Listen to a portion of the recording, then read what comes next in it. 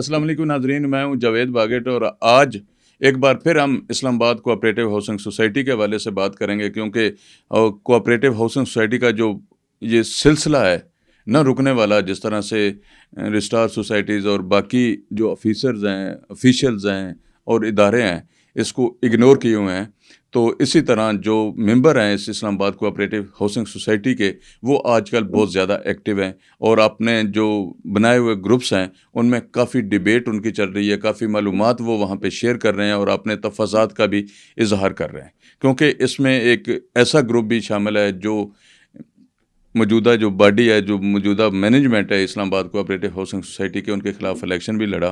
अगरचे उन्होंने कामयाबी हासिल नहीं की, लेकिन उन्होंने अपोजिशन का किरदार अदा करना शुरू किया, जिस पे भी कुछ लोगों को इतराज़ात हैं कि अगर कोई एक बंदा ये बात करता है कि अपोजिशन इस तरह करेगी, तो वो अपोजिशन के लफ्ज़ पे भी लोगों को इतराज़ है कि अपोजिशन कोई नहीं है, वो एक ही सारे कट्टे चट्टे के साथी हैं, तो इस पर भी इतराज़ात हैं।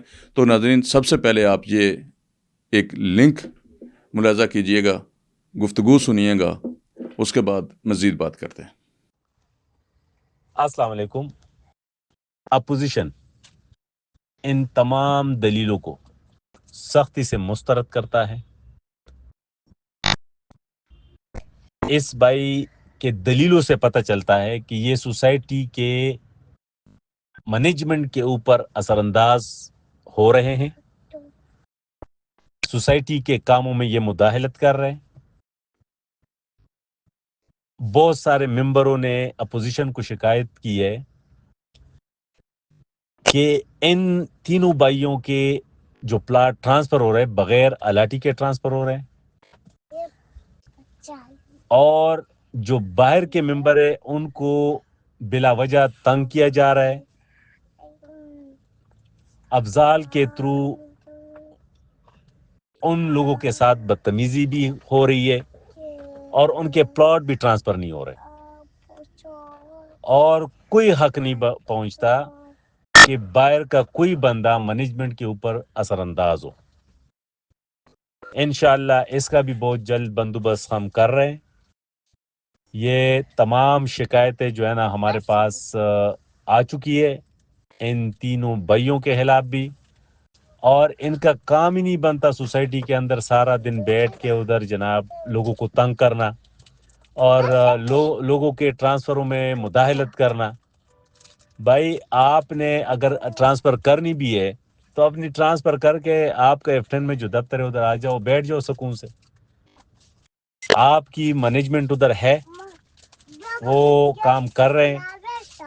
अगर ये कहता है कि अली की जो एक्सपीरियंस है उससे इब्राहिम बलोच साहब मुस्तफीज हो रहे, तो मेरे भाई 3-4 महीने की कौन सी जनाबी ने एक्सपीरियंस है? या तो किसी ने 3-4 साल कोई जॉब की हो ना, उसकी फिर भी कुछ ना कुछ जो है ना बंदे को तसल्ली हो जाती है। 3-4 महीने की एक्सपीरियंस है, लेकिन बहरहाल आखिरी बात यह है कि टोटल सोसाइटी के मामलात में मुदाखलत जो है ना ये नाकाबिल बर्दाश्त है। बहुत शुक्रिया जी नाजरीन, आपने गुफ्तगू सुनी। ये वो शख्स है जिसने इस्लामाबाद कोऑपरेटिव हाउसिंग सोसाइटी के इलेक्शन में हिस्सा लिया और सोसाइटी के होने वाले इलेक्शन में जो धांधली हुई, जो इतराज़ात उठाए गए, वो इनकी तरफ से उठाए गए। वो उन इतराज़ात पे आज भी कायम है। वो ये कहते हैं कि जो इलेक्शन हुआ, जो वोटिंग हुई वो गलत हुई, वो मेम्बरान ने नहीं चंगड़ों ने वोट डाले। इस पे आज भी ये शख्स जो कायम है। इसके पिछले प्रोग्राम में आपने इसकी गुफ्तगू सुनी, तो आज की भी आप गुफ्तगू सुनिएगा, तो इससे आपको वाज़े पता लग जाएगा कि ये क्या किरदार अदा कर रहे हैं, इस वक्त सोसाइटी में क्या हो रहा है। इस वक्त सोसाइटी में जो सबसे बड़ा इतराज़ है लोगों का सामने आ रहा है ग्रुप्स में, वो ये है कि जिस जगह पे वो बैठे हुए हैं, जिस जगह पे मैनेजमेंट कमेटी का ऑफिस है, वो ऑफिस लैंड स्टॉक ऑफिस है।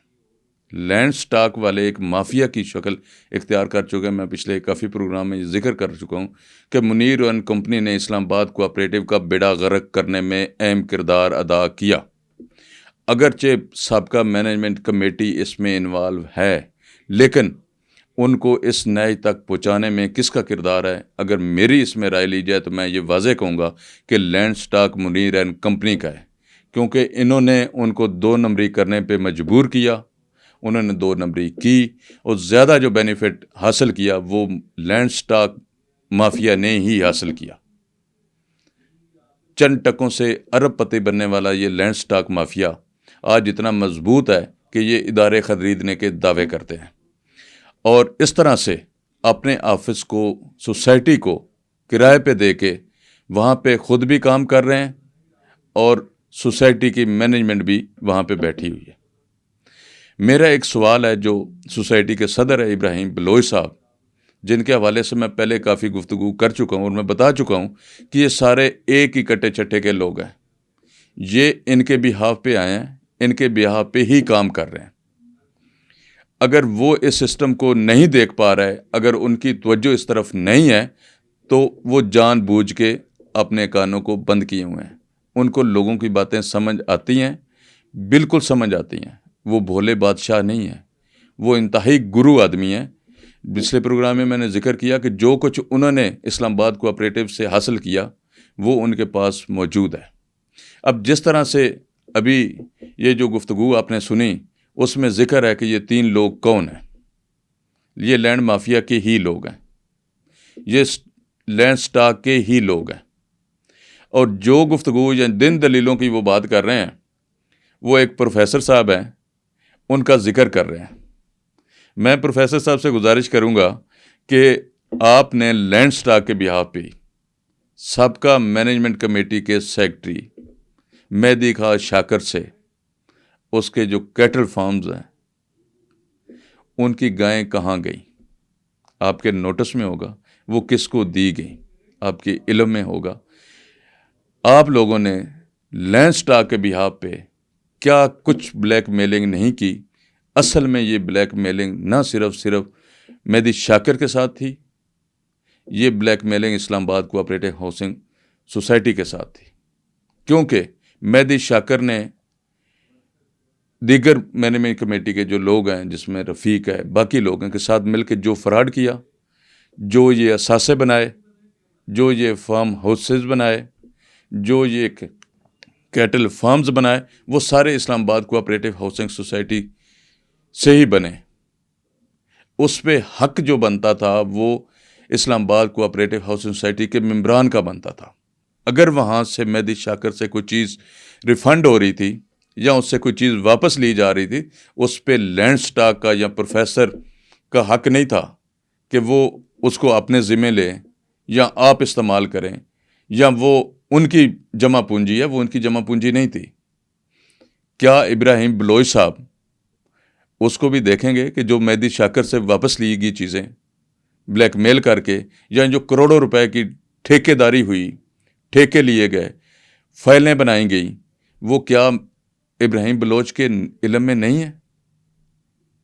میں مبینہ ذرائع سے یہ کہہ سکتا ہوں کہ یہ سارا کام ابراہیم بلوچ کے نوٹس میں ہے. اس کو پتہ ہے کہ یہ کس طرح سے مہدی شاکر سے، رفیق سے انہوں نے ڈیلیں کی، کس طرح سے انہوں نے لینڈ سٹاک والوں نے مفادات حاصل کیے اور کس طرح سے اس سسٹم کو کیپچر کیا. وہ سارا کچھ ابراہیم بلوچ کے نوٹس میں ہے. ابراہیم بلوچ جو کر رہے ہیں وہ جان بوجھ کر کر رہے ہیں. وہ یہ سمجھ رہے ہیں کہ ادارے ان کے خلاف کوئی کارروائی نہیں کر رہے ہیں، ادارے ان کے خلاف کوئی کارروائی نہیں کریں گے. لیکن ایک وقت آئے گا کہ ادارے ان کے خلاف کارروائی کریں گے بھی اور ان سے پوچھیں گے بھی. آپ پچھلی پرانی فائلوں کی بات کرتے ہیں کہ 3500 فائلوں کا گروپوں میں بڑا تذکرہ ہے. 3500 فائلیں نہیں، میں نے پچھلے پروگرام میں بھی ذکر کیا، یہ کئی ہزار فائلیں ہیں.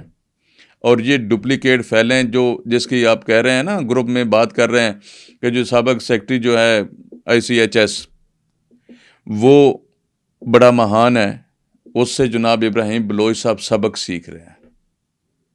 ایسے بچے تو ابراہیم بلوچ کی سینکڑوں جیب میں ہیں. یہ صرف ایک بہانہ ہے کہ علی سے ابراہیم بلوچ سیکھے گا، علی کی مرضی کے مطابق ابراہیم بلوچ چلے گا. جیسے علی کہے گا، جیسے منیر کہے گا ویسا ہی کرے گا. یہ جو 3 لوگوں کی بات ہو رہی ہے وہ یہی لینڈ سٹاک والے لوگ ہیں. اس میں دیکھنا یہ ہے کہ آپ نے کس حد تک جانا ہے. آپ سکرین پہ بہت ساری ایسی چیزیں دیکھ سکتے ہیں جو آپ کے میسج ہیں، جو آپ کی آپس میں گروپس میں ڈیبیٹ چل رہی ہے، اس پہ فیصلہ کریں۔ کچھ لوگ لینڈ سٹاک کو ڈیفینڈ کرنے پہ لگے ہوئے ہیں، دلیلیں دے رہے ہیں کہ یہ دلیل ہے، یہ دلیل ہے، 1 نمبر دلیل ہے، 2 نمبر دلیل ہے، 3 نمبر دلیل ہے۔ یہاں ساری دلیلیں ختم ہو جاتی ہیں جہاں ممبران کے ساتھ ہونے والی زیادتیوں کا ازالہ نہ ہو۔ آپ لوگوں نے آتے ہی موجودہ مینجمنٹ کمیٹی نے کیا ممبران کے لیے فائدہ کیا؟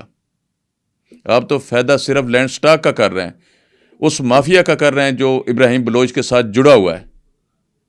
میری گزارش ہے ان تمام ممبران سوسائٹی سے کہ آپ اس پہ عملی اقدامات کریں، صرف باتوں تک نہ رہیں، ان کو اداروں میں لے کے جائیں۔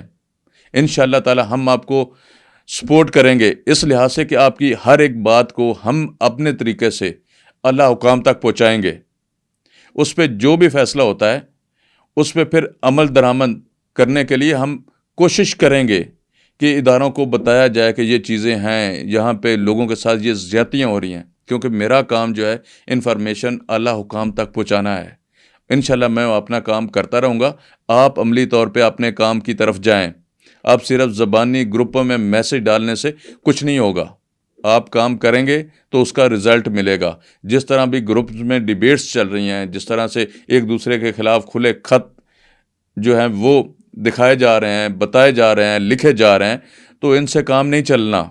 آپ انہی چیزوں کو جو آپ اس میں کر رہے ہیں وہ رجسٹرار آفس لے کے جائیں، وہ سرکل رجسٹرار آفس کے لے کے جائیں۔ اگرچہ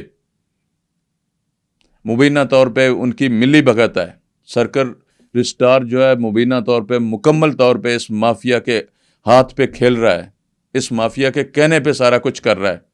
کتنی سینکڑوں درخواستیں ہیں جس پہ آج تک سرکل رجسٹرار نے کوئی فیصلہ نہیں کیا، کوئی انکوائری واضح نہیں کی، کوئی انکوائری پہ عمل درآمد نہیں ہوا۔ کسی بھی کام کے لیے ان سے جو رابطہ کیا جاتا ہے وہ اس کو ایسے کھاتے میں ڈال جاتا ہے جو بس سارے لوگ بعد میں بھول جاتے ہیں۔ آپ جو قدم اٹھا رہے ہیں، میری ممبران سے گزارش ہے اس پہ عملی کام کی طرف آپ لوگ جائیں۔ عملی کام کریں گے تو یہ مافیا سے جان چھوٹے گی۔ اب ڈیلرز کی بات کرتے ہیں، جہاں پہ تو سارے ڈیلرز ہی ہیں، اینڈ یوزر کیا رہ گئے ہیں؟ جہاں پہ اینڈ یوزر کی اگر 100 فائل ہے تو ڈیلروں کی جو ہے وہ ہزاروں فائلیں ہیں۔ اگر اینڈ یوزر 100 ممبر ہے تو باقی سارے تو ڈیلروں کے ممبر ہیں۔ جس طرح پچھلی اپنا گفتگو میں آپ لوگوں نے سنا کہ چنگڑوں نے ووٹ ڈالے، وہ ساری اوپن فائلیں ہیں، ان کے لیے مکمل حکمت عملی کی ضرورت ہے۔ آپ اس پہ عمل کریں، انشاءاللہ تعالی ہم کوشش کریں گے کہ آپ کی اس بات کو اللہ ایوانوں تک پہنچاتے رہیں اور اس سلسلے کو آگے جاری رکھیں۔ مزید انفارمیشن کے لیے انشاءاللہ اگلے پروگرام میں حاضر ہوں گے، اس وقت تک کے لیے اجازت، اللہ حافظ۔